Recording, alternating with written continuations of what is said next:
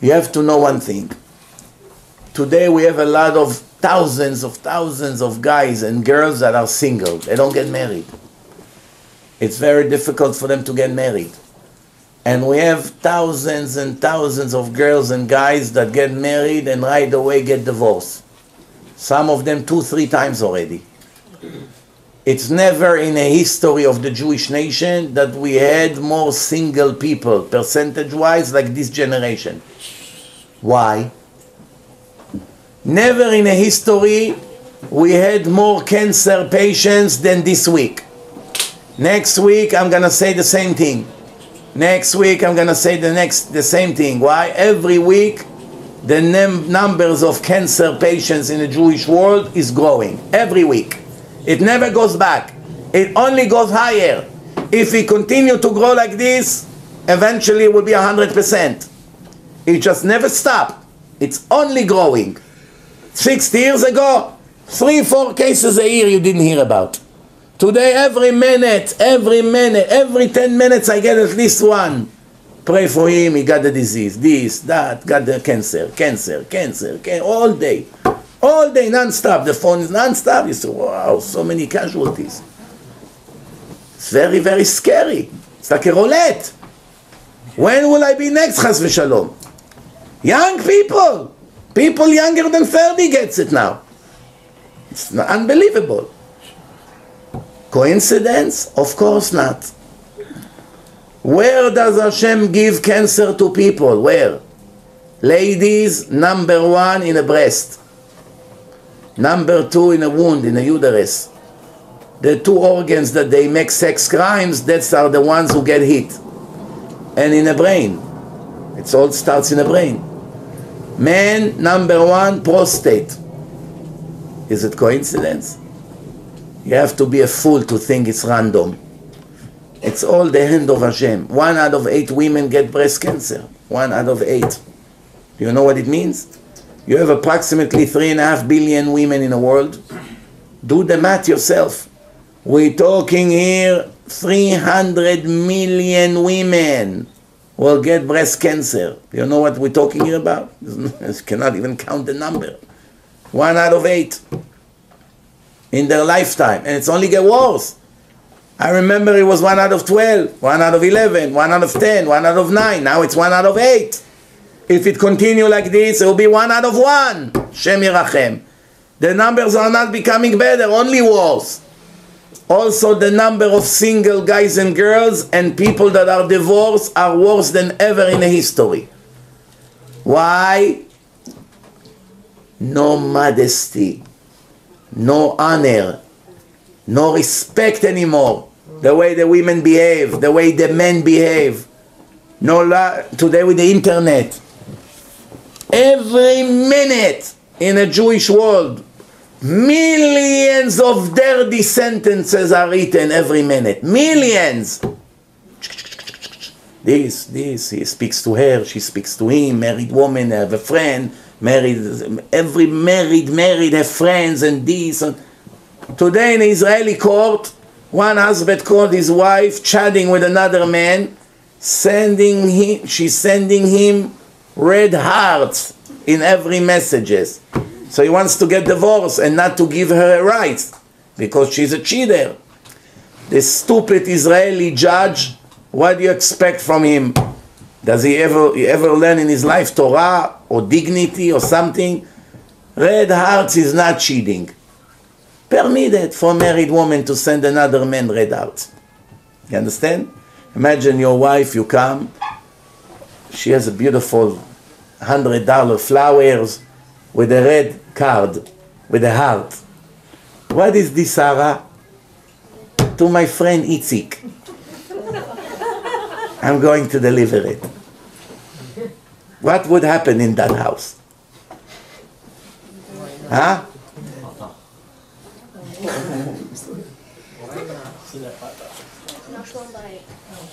I tell you what, it will be 9 and that's it. No 1-1. Just 9. Use your imagination. Why? It's It's normal, say the judge. In what history, in what generation, a woman that cheated on her husband get the house and the kids? The Torah say, throw her like a dog and give her nothing. She deserves nothing. She needs to get death penalty. In the Israeli court, give her the house, give her the children, and don't disturb her. Such a tzadikah. Hey, by the way, are you looking for a TV show? We'll give you a TV show. You're cool. Do you understand? Hashem said, what for? To get married. Same nonsense every day. Just stay single. You don't deserve to even get married. And those who get married, right away divorce, Hashem Yirachem. One more reason, because of the personality of the people, everyone became so lazy and selfish. Do it for me, do for me, do. But what are you going to do for me? Shh, shake it, woman. Just do what I say. She runs away. Nobody wants to do anything for anyone. At work, do you know a worker that wants to do his job today? No. As soon as the boss asks the worker, can you stay an extra 15 minutes today? No. It's a World War III. They're all with their faces. Okay. Hey, listen, I'm running late. I have to stay at work. But what about all the good things the boss does for you? Let him die. 15 minutes extra, I'll stay. He gets paid. Nobody wants to work. Nobody wants to come on time. Nobody wants to work. Nobody wants to compliment anyone. Jealousy, anger, lies, selfishness, no gratefulness to Hashem, no appreciation to women, no appreciation to men, no respecting the parents, only material, only addiction to drugs and alcohols and gambling. And then they say, why Hashem doesn't send me a wife? He has mercy on a wife. What wife you want to suffer to become your wife? What is she gonna get? Gambling, cursing, violence, alcohol, drugs, cheating. What is she gonna get? Better you stay single for your own good. Our parents, Mamash, we finish in 1 minute. Our parents, they were not so religious. I'm talking in Israel. Maybe in Bukhara they were. But in Israel, the generation that started Israel, they went off the derech. The grandparents, almost of all Israelis were religious. The grandparents. I'm talking 2 generations ago. Parents, grandparents. Almost everyone. Religious or traditional. All the Jews that came from Iran, almost all of them were religious, in the beginning at least. Until from Yemen, everyone was religious. From Morocco, 80% were religious. Egypt, religious. Syria, religious. Half of the Ashkenazim were religious. The generation of our parents that went off the derech and became Chalelei Shabbat, when they got married, almost all of them stayed happily married, even though they were not religious. Why? Because they still were better human beings than the people today. There was more respect. A woman would not dare to dress like the way they dress in front of the husband today on the street. She would be embarrassed from her children. She would be embarrassed if somebody comes to take a picture of her with clothes that is not modest.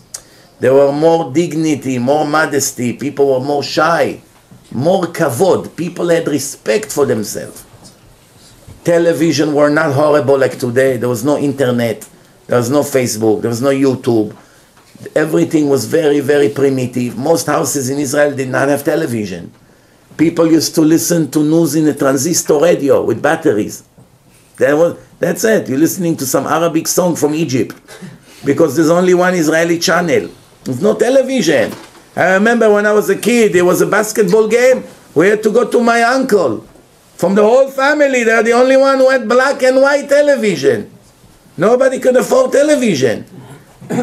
So there was no so much poison in our life yet. That's why even the parents did not keep Shabbat. They were not so religious, but they didn't have what we have in our life today. So they were happily married. Here and there you heard divorce once in a blue moon, but that's it.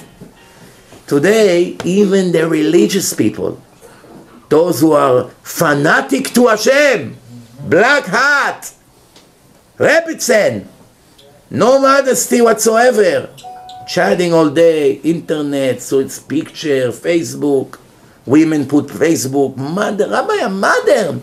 People found a way out. Rabbi, I'm modern Orthodox. What does it mean modern Orthodox? You go, yeah?